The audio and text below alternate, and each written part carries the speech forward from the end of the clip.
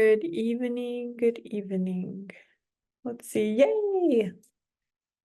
I see some regulars. So first off, I want to apologize for being a little late. There's some hiccups that we had encountered, and it's all good. Good evening. I see you all in the chat. Thank you for being patient. And I know probably some of us are right on time, huh? Good evening. Yes. Okay. So tonight will be the last mental wellness circle for the semester. And that means a lot of you are either going to be coming up to finals and the end of the semester, and some of you might be preparing for graduation, right? How many of you are excited for this semester to be over? I'm gonna be kind of a little sad. I know. I'm gonna be kind of sad that I'm not gonna see some of you all until next semester. I know that we have, just to look in the chat real quick, the SurveyMonkey link right there, that's for any of our mental wellness circles. If you need to take the survey for a previous one that you missed, that you didn't get the link for, that same link, you're able to take the surveys. Okay, so take note of that, and you'll be able to use that at the end of tonight's gathering. So as we move into the evening, oh, 17 credits. Wow, that's a lot. I know you mentioned that a couple meetings ago, Arena. That's awesome. And you're done with it, 17 credits. That's awesome. Let's see. So tonight's discussion, we're going to be focusing a little bit on, of course, mental health, so always mental health. And we're going to go into more specifics about feelings and emotions. And we're going to talk about some visioning pieces. But first, I want to go through this before we start. A little bit of introduction about me. My name is Jacelyn Salabye. She'e kiani nishla. Tachini bashishin tabahe edishiche do twitini edishanala. Stando ama shla. So my name is Jacelyn Salabye. I come from the Towering House clan, and I'm born for the Red Running into the Water clan, specifically Zuni.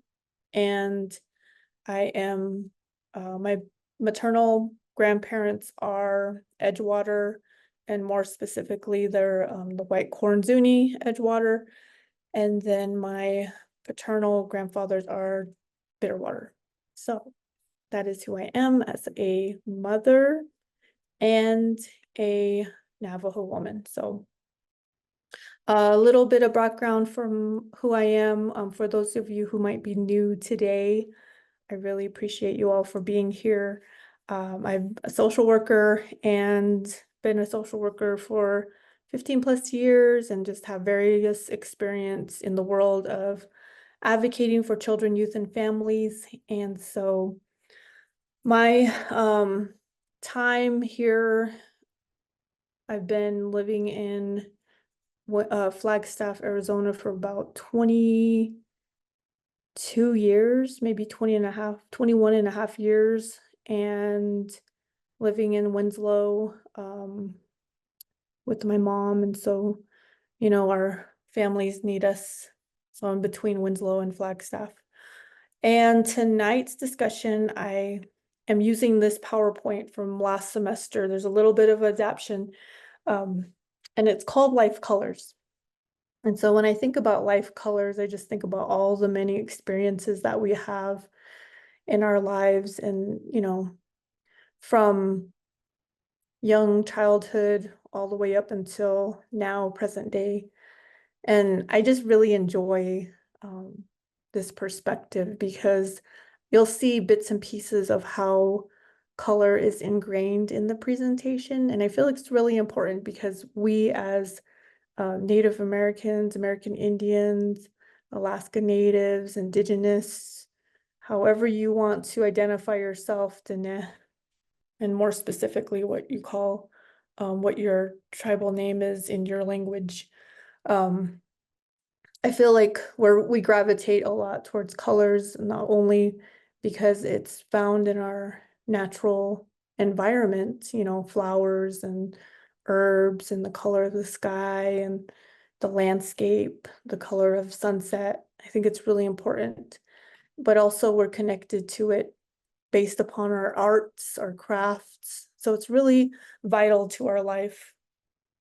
As we move into the presentation, I want to have you all introduce yourself. I want you to provide your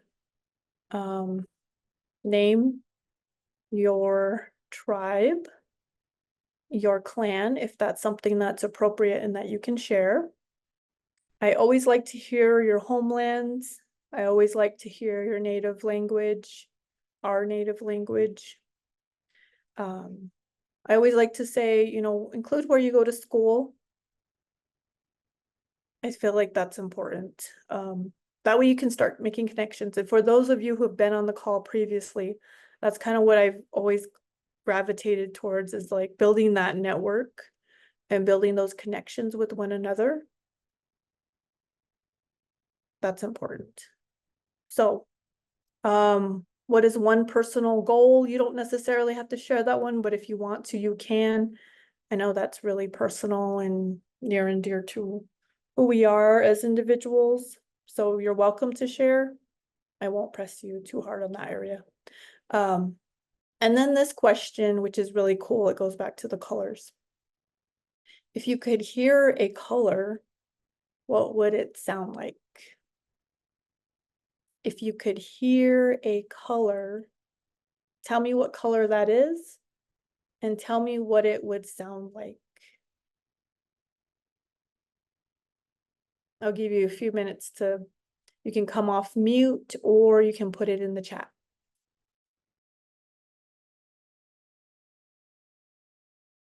Okay, so we're going to switch gears. Take note of who's in the room. I say this every time. I think sometimes we are very quick to judge, right? We're very quick to say all these things about people who come into the room. And I think in Indian country, some of those things are natural, learned behaviors that have come out of either traumatic experiences or they've been learned by our families, right? And some of our parents or grandparents, they've gone through certain things where they had to learn these behaviors to survive. And so some of those learned behaviors might be negative, and it takes time to unlearn those. And I understand that. I think the first thing is acknowledging that behavior and understanding that it is negative and that you have the ability to change it, to make it a positive. So when I say, you know, to take note of everyone in the room, recognize who's in the room, recognize what nations they come from, recognize who they are, their thoughts, their words that they shared in person or in the chat. Because these are your relatives. These are the individuals that you're going to meet along your path, your journey. So I want you to put some good positive words, put some emojis in the chats and on those chats that were shared, because I encourage you to motivate one another and empower one another. That's the first step. And we'll go into that a little bit more as we move forward into our presentation tonight. Okay. So I want to welcome each and every one of you to the circle. If we were doing this in person, I would love to be in a circle. That sacred circle that we see in all of our nations when we gather together with family, when we're in ceremony. That circle is very important. And in the visual right here that I use for describing mental health and talking about mental health. I integrate the medicine wheel, which is, of course, as you know, the circle with the cross in the middle. And it's divided into 4 components. I integrate that with the 8 components of health. And so in each one of the quadrants, you can see that there's 2 areas, and you can divide these up any way you like. You can put physical with occupational. It's all interconnected and intertwined. And so that's the reason why I do that, but those are no specific order. You can rearrange those how you feel they fit with you. And I just wanted to note that, you know, each one of our nations we have a different medicine wheel. We might have specific colors, we might have specific animal protectors, we might have specific teachings that go with each one of those areas and that line up with specific directions. So that's kind of the reason why it's very broad and it doesn't have colors specific to it. So you're welcome to take this and make it how you want it to look. You can apply colors to it. You can incorporate teachings for each of the directions. And then just looking at the outside of this circle, I refer to that as the circle of life. And that's really important when, you know, we're coming into our homes and our communities, because that is also ingrained in our health, right? The longevity of myself, Jacelyn Salabye, and what that looks like. And that continued longevity for my children and my grandchildren and thereafter, the future generations.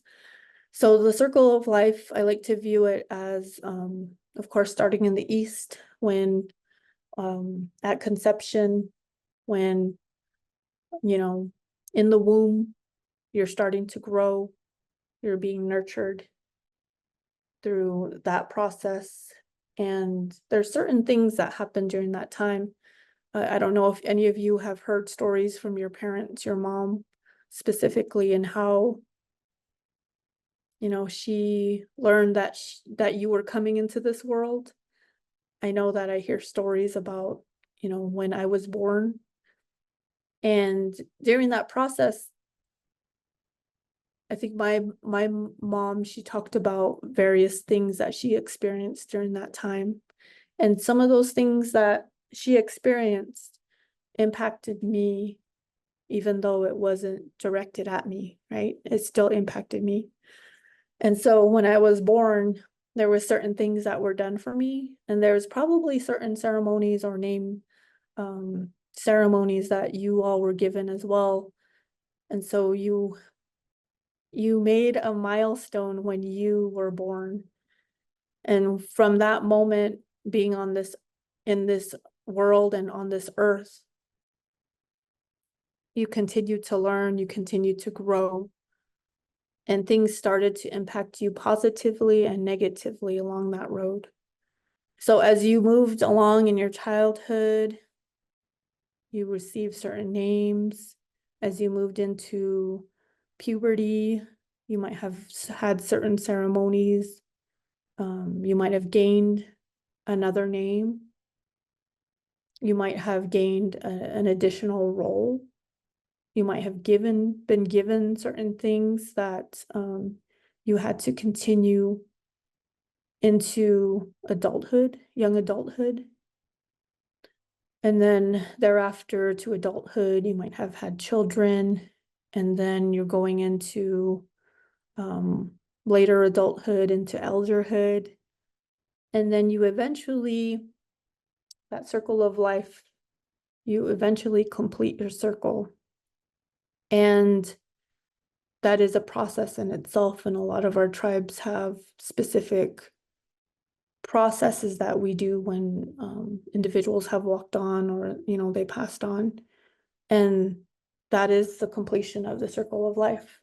And so I really like to talk about that, because that process impacts every single one of these areas on the medicine wheel, and each area of your health. So what that's physical, social, emotional, intellectual, spiritual, environmental, financial, and occupational.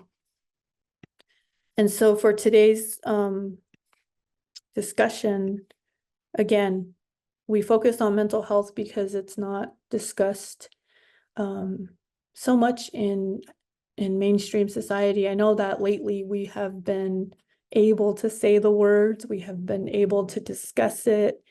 We've, there's been movies coming out, there's been a lot of movement in terms of getting the word out about mental health. And so there's a brief description here on the slide. It's basically how you respond to life and how you cope with different things that you come across on your circle of life. So that definition is there for you. And in terms of mental health, I think a lot of us try to conceptualize it. It's something that we don't see, so it's kind of hard to identify it, but it's basically the same as your physical health. So when you go see a doctor for your physical health, you go see a therapist for your mental health or a counselor. And so it is a part of us, it's a part of you, and everything that we do impacts every single part of our health, right? All of these areas, these 8 components. So let me move my screen around. Okay. So as we move into this next piece, this is talking about emotions and feelings.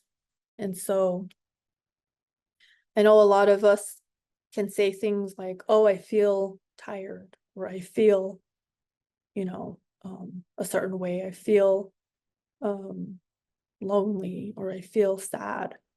I just want to distinguish a little bit about the difference between emotions and feelings. And so emotions, can you see this little diagram here in the middle, those core areas right there, the joy, love, fear, anger, sadness, and surprise. So those are basically the core emotions, and those are the automatic and unconscious reactions that we have to life events. And the feelings are basically the interpretations that we have of those emotions. And so those are pretty much filtered words that we have created to describe those core areas that are in the middle of that circle right there. So let me welcome to those who have joined us. I see that we have at least 4 other individuals who've joined us. Welcome, welcome. We're just talking about emotions and feelings.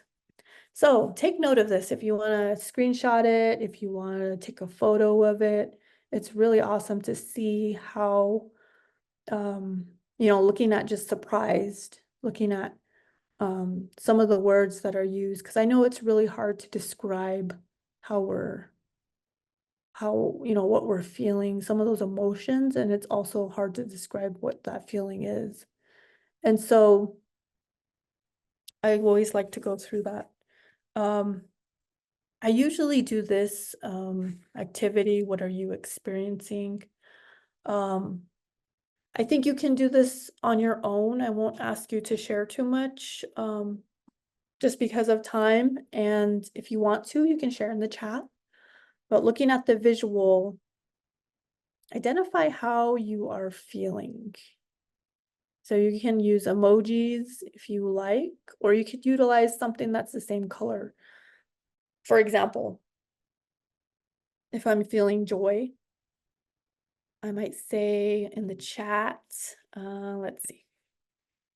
Let me use one. I might put blissful, and I'll use an emoji like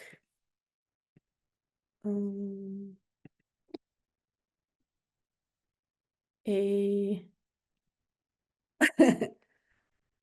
a leaf of lettuce. So that's an example. You can state something a little bit further, you can leave it at that. And you're also welcome to come off mute if you want to.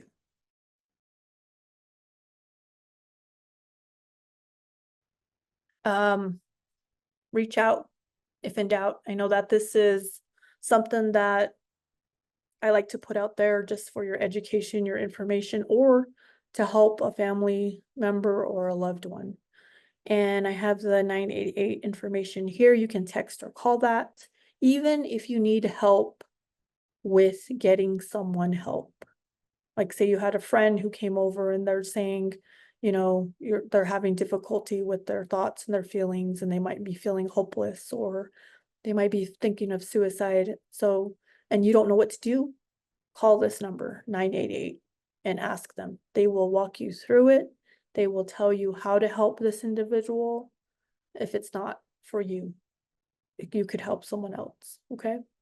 So take note of that. And then I always like to identify 3 individuals that you can talk to, that you can call, who are trusted. So take note of, maybe have a pen or a pen and a paper, write down 3 people who come to mind. Write that down real quick. Who are those 3 people that you can reach out to or talk to when you have a time of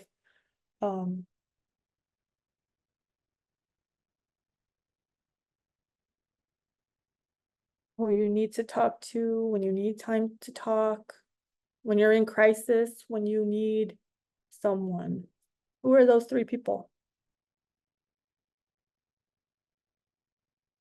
Write them down. This is so important. I will tell you, this is so important. I know, because sometimes we go through things in our lives and we need somebody there to talk through it. And I would hate for you all to experience any of that alone. So this is the reason why. And I know that we have high rates of mental health challenges. There's so much inequality in terms of how our health care is set up and our access to health care and providers across Indian country. The resources that we have in place are far and few in between. So sometimes we have to do things on our own. We have to go out and we have to search for them.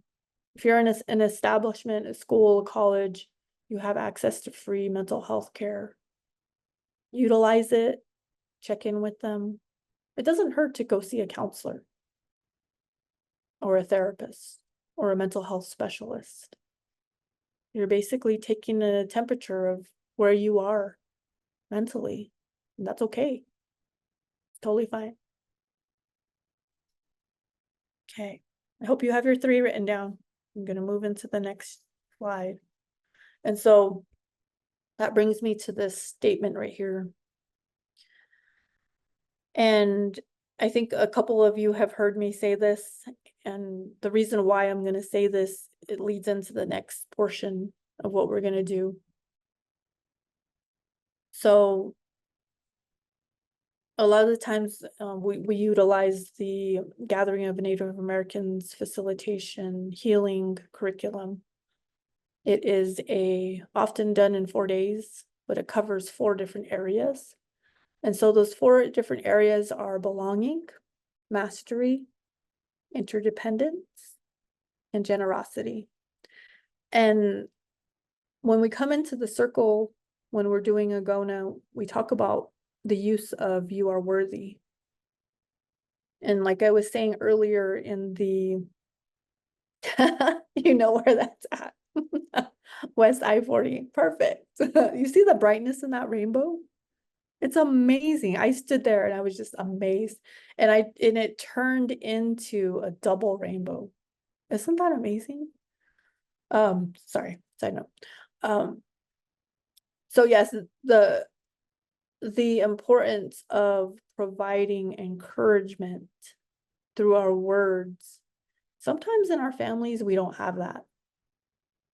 And sometimes as American Indian, as Diné, I'm talking about myself, Sometimes it's hard to give that positive affirmation to another person. How many of you have said something good to somebody else today?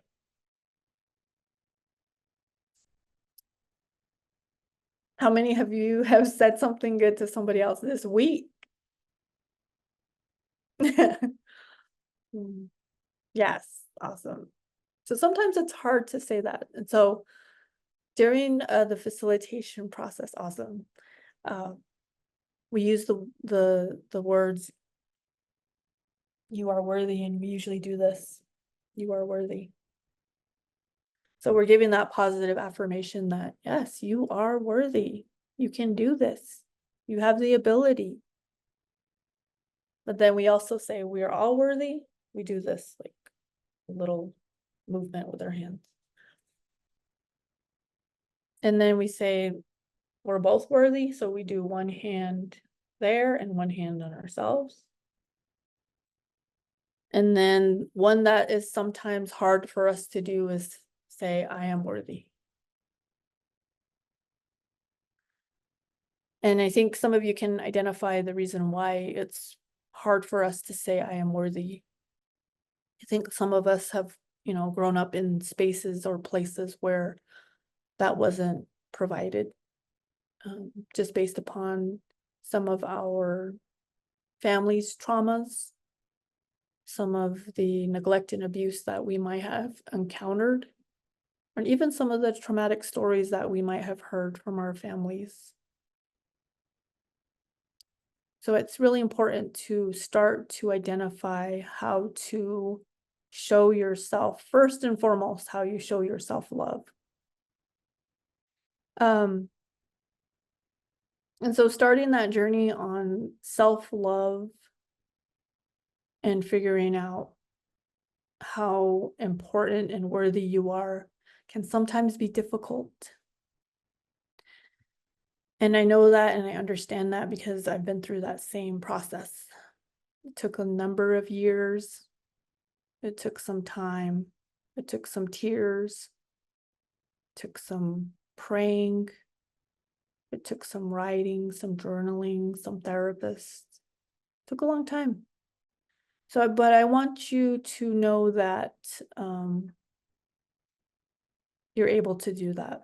You're able to seek that out. You're able to find that self-love. And if you need to start today, that's your sign. You need to do it today. So as we move into the next portion, we're going to do a project called visioning and identifying your hopes and wishes. So I encourage you to get a paper. If you have markers, that would be great. If you have crayons, that would be awesome. If you have just a pen, that's fine too. Get your paper, and we're going to go through this process. We have about 8 months left in 2025. I know 2025, the calendar and the months are a Western concept, and sometimes we like to go by the seasons. That's okay too. You can do that. You can go through what season it is. We're moving into spring. We have summer and we have fall. You can structure this how you want it. But first, you see those images on the screen. Those are examples. So those are just ideas on how you can start structuring your vision. Sometimes we call them vision boards. Sometimes we call it mind mapping. But for this piece, I'm going to call it visioning your hopes and your wishes. So I'm going to set a timer. Can you all get out a piece of paper so you can write down? We're going to do a, what do you call it? We're going to do an activity where I'm going to tell you to jot down all the things that you want to do this year. Like, you don't have to have a filter, just get a paper and start writing, okay? So I'm going to give you 2 minutes to identify all the things you want to do this year. Okay, so I'm going to set my alarm for 2 minutes. And this can be anything. This can be focused on any part of your health. It can be focused on any of your relationships, your career, your job, your family, or friends, any of that. Okay. So I'm gonna give you 2 minutes starting. You all have your pen and papers, you ready? 2 minutes to identify all the things you want to do this year. This is like a brain dump, so you're just gonna write it all out, okay? Ready? And start. 8, 7, 6, 5, 4, 3, 2. Okay, time's up. Okay. So now that you have that, you can use another paper or maybe draw a line, because we're going to go through another quick activity. So I'm going to give you 1 minute to identify all the important things in your life.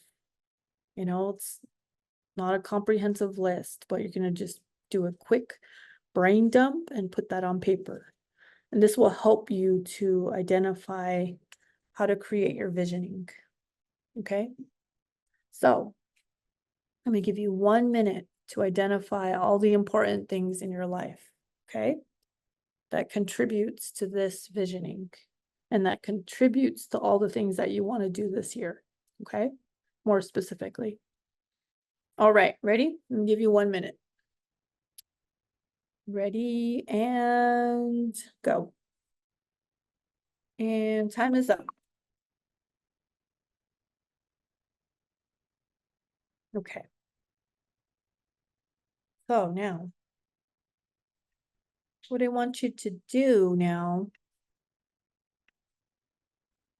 looking at this, the examples here on the screen, kind of thinking about some ways that you can start to create your vision board, your mind map. If you get your paper out for your visioning, now you can start to structure it. What kind of shapes are you going to use? Are you going to put a theme to it? So I think if I were to do this, sometimes we use a facilitation process called the River of Life.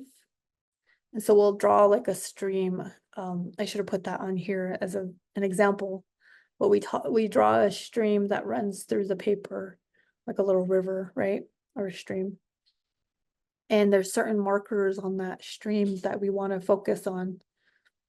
And it's like taking a journey down that stream. And we identify certain markers that we want to hit. So like, say, at the end of the stream, that's December. And then throughout that journey, what areas do I want to focus on? There might be some boulders there, like a challenge or a barrier. And that could be something like exams, right? Because you have to study, you have to prepare. You're going to face this huge thing called a final, right? Or test. And so that could be something that's included. The other ways you could do it are like, I know you were mentioning bubbles, and I see this visual right here that looks like bubbles, but they're circles. And that could be an idea, as like multiple circles. What's in your circle? What's in your, and that's perfect for tonight, right? Our mental wellness circle. And at the center, there's usually something that's very important to you. And the visioning board on your right, it says my relationship. And it has 2 people in there. And it goes into detail on what they want their relationship to look like and be filled with. And some of those words are there. And ours might look a little different. It might be multi-generational, because our families are multi-generational. We might include more animals. We might include more family, cousins, brothers, sisters. I know we call them cousins, but they're basically our brothers and sisters. There might be more people involved. Your school might be in there somewhere. And utilizing those words, like this one has like generosity, peace, and abundance, feeling wonderful, nourishing a healthy body, spirit, surrounded by awesome, uplifting family and friends, time and space for art. What do you want to create in terms of the things you want to do this year? You can start to structure that out on your paper. And then that second activity about what is important in your life, that kind of goes along with some of those goals and those visioning for your year. Did you list family? Did you list friends? Did you list animals, your fur babies, your arts, your crafts, your beading, jewelry making? And then the one on the left is more focused on individual, right? And this kind of what the example that you can do it as yourself first and foremost, or you can do yourself and your partner, and maybe you have children. That can be the center. You structure it how you want. And this one is more divided into like quadrants, kind of how I see like the sun. You have the circle in the middle, and then you have all these offshoots of rays, and you can fill each one of those sections with some of those hopes and wishes you have for the year. So this one on your left has books, like graduation, and then it has a home, and then the visual of love. Maybe it's a current or you're searching. And then there's like travel with a camera and a suitcase. And then there's a car. It says you can do it. Maybe it's saving for a car, buying and purchasing a car.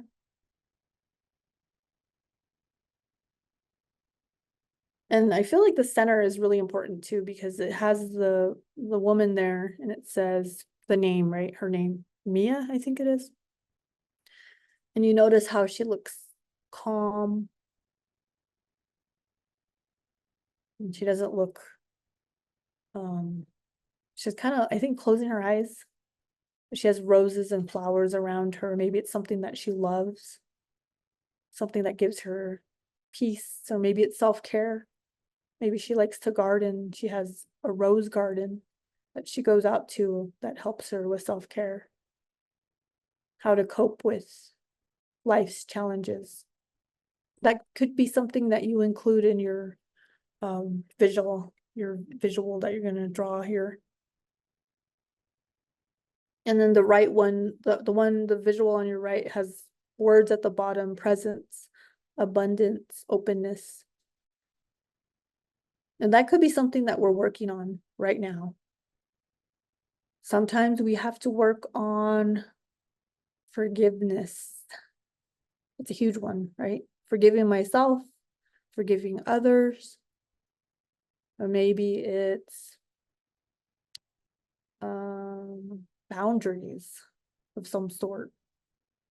Maybe it's making time for myself.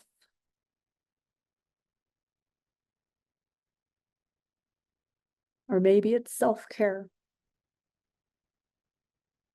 And self-care is advocating for yourself to make sure that you are healthy, you are well in all areas. Intentionally making a plan of action. so that you remain healthy. That's self-care. So start to finish creating your visual. I'm letting some people in the room.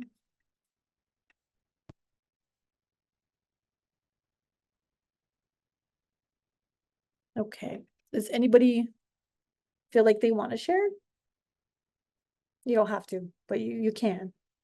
If you want to share in the chat, you're welcome to.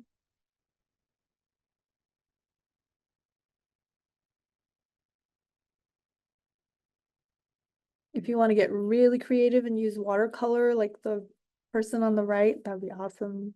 I know some of you are really good artists. I think mine would be like stick figures.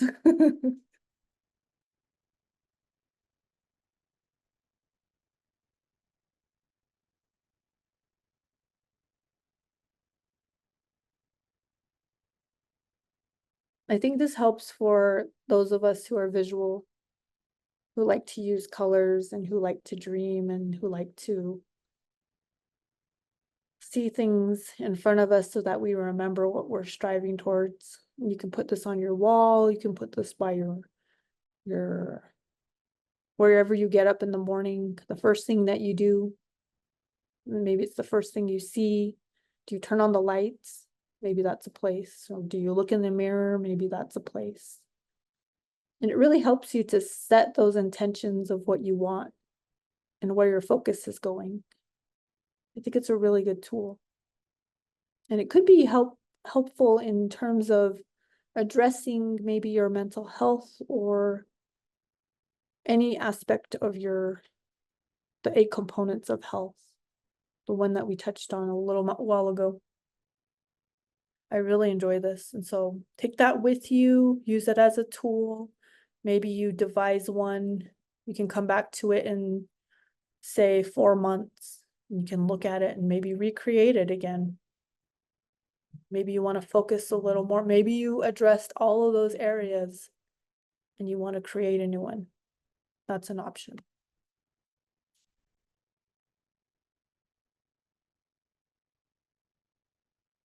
All right. So we're going to move on to the next thing. I think we have time check is about 12 minutes left. And I want to go through just a little bit of, let's see what we have on the next slide. A little bit of resources. I just want to talk through these really quick and then we're going to end for today. Characteristics of emotionally resilient people. This information is really important to identifying what a person who is resilient, what they entail. Of course, it's not an all-encompassing list, right? Because we each have differences that makes us resilient. And then strategies to build mental strength. What are those strategies? I think one of those is identifying and putting in place boundaries, learning how to say no. Those are examples. Principles of effective time management for balance, for well-being, and success. Core principles. Time management is really important. And especially, I'm pretty sure you know this, right? Being in college and learning how to navigate your busy schedule, putting in enough time for studying, for making sure you're healthy, for making sure you're taking care of yourself. We also have families, we have friends, we have children, we have to factor in. Sometimes we have stressful moments that come into play. Yeah, you can get a link of these resources. Let me put this in the chat. Yeah, and it's sometimes saying no is hard. Yep. And we've talked about this. I've done another circle about mental strength. How do we build mental strength? How do we create that? And where does it come from? Right? And so one of the pieces is also how you see things.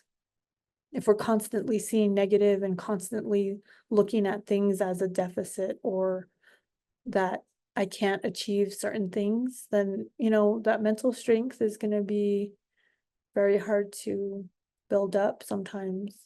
And it's really refocusing and changing things into a positive.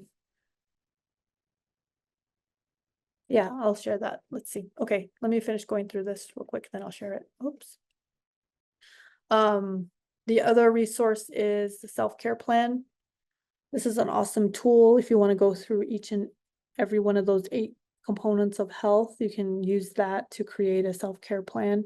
Self-care plan is really important to identifying, you know, what do I need to work on in my physical health, in my financial health, in my spiritual health, right? Sitting down and thinking about that is very powerful, and creating a plan of action is even more powerful. So that way you can start to address some of those areas. Doing what matters in time of stress.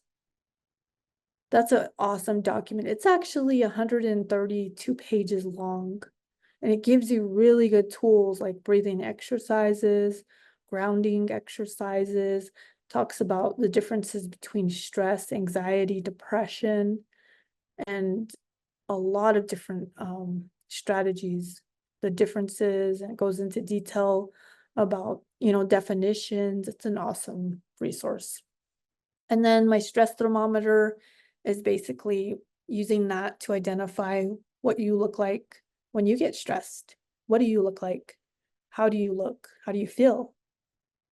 What do you notice happening? And using that, posting it up, and that way you can identify how you can come back to homeostasis when you get too high up in your thermometer, right? Sometimes we get really stressed, or we might become angry, or maybe it's something that's really negative that you see. And really understanding and knowing when you have to go see someone for help. I think that's really important. Maybe it's excessive anger, and that's when you need to go seek help. So that stress thermometer comes into good use. And then the 8 dimensions of wellness. I talked about that earlier, but this one goes into more detail on exactly what each area consists of. It gives you some examples. Really awesome tool. And then the time management worksheet. That one looks kind of like that emotions and feelings diagram that I showed you earlier. And it breaks up the day into that circle, and it's really cool. If you have a chance, look at it. And then that last link is the vision resource that I grabbed from a blog. And so I wanted to include the resource here. Okay. So as we finish up today, I want to leave you with this message. And thank you for being here today. So, well, ajit ego. It is up to you, right? You can hear my Chase saying that to me. He would always say that, and he always say, you know, it's up to you. It's really up to you and how you want to build your life. It's up to you on how you want to shape it. It's up to you on how you create. And so I want to leave you with that, and that you have the ability to make positive, awesome changes like you are now. You're going to school, you're following in the right footsteps, you're on the right path, you're taking that initiative, you're creating those pathways, and you're making change. So I want to thank each and every one of you for being here today, for taking the time out of your busy schedule of study time.